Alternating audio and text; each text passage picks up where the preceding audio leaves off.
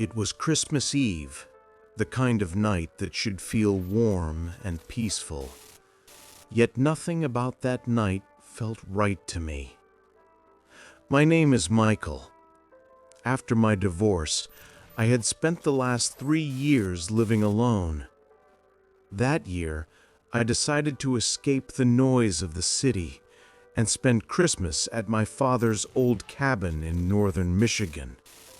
A lonely place surrounded by endless pine forests and heavy winter silence.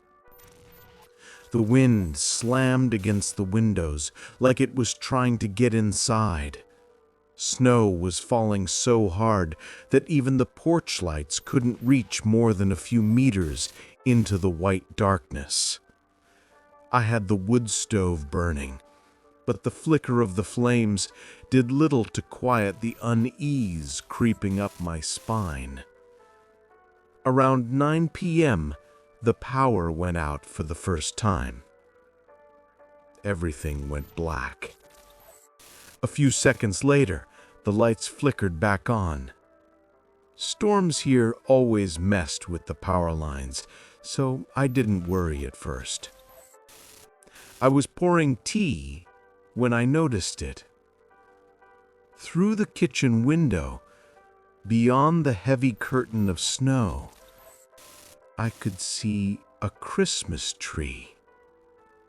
Not one of the small ones people set up in their yards. This one stood on the edge of the forest, just outside the glow of the porch. Decorated, lit with faint red and gold lights, a silver star on top, and little shapes hanging from its branches. I told myself it was probably from a local family, but something bothered me. No one in this region decorated trees out in the woods. I squinted. The ornaments looked larger than I expected, almost shaped like tiny figures. The power flickered again, plunging the cabin into darkness. When it came back on, the tree was gone from sight. I tried to ignore it. About 40 minutes later, I stepped onto the porch to bring in firewood and froze. The Christmas tree was closer now. Much closer. Maybe 15 or 20 meters away. The same red lights, the same silver star. But the ornaments were clearer now.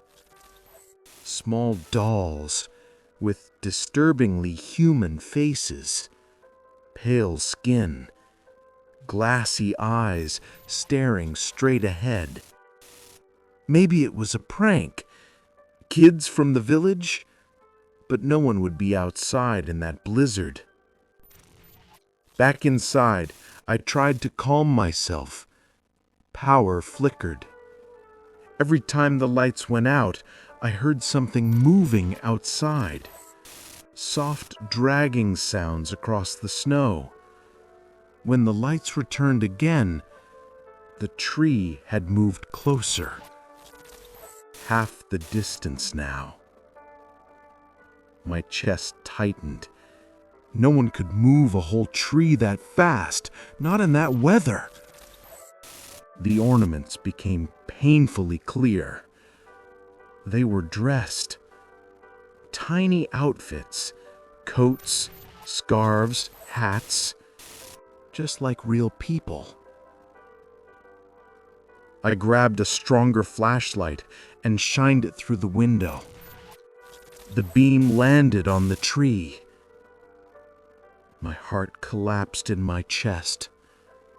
One of the dolls, wearing brown leather pants and a green coat, was dressed exactly like me.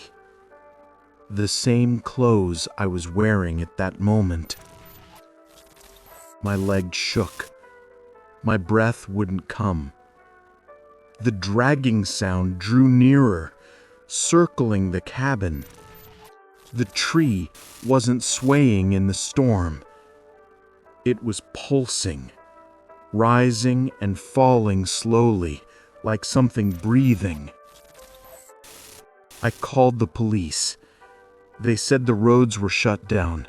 No one could reach me. Around midnight, the forest went silent, completely silent. No wind, no storm, nothing.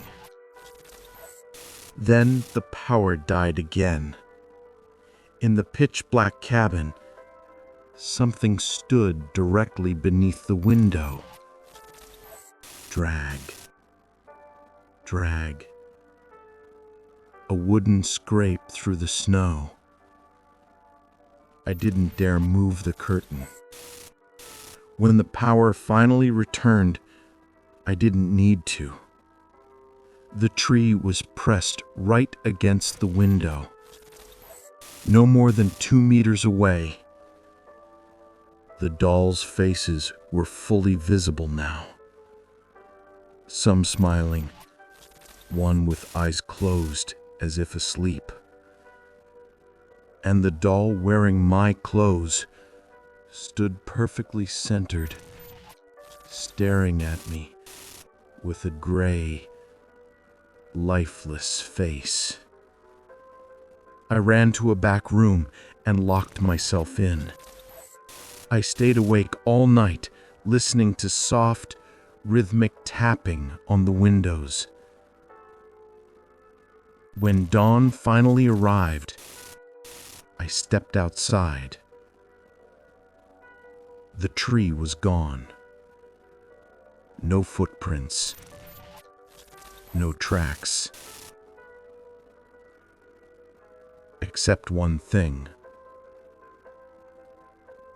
In the snow by the cabin wall lay a small doll, dressed exactly like me. Its face was no longer plastic. It looked like my own.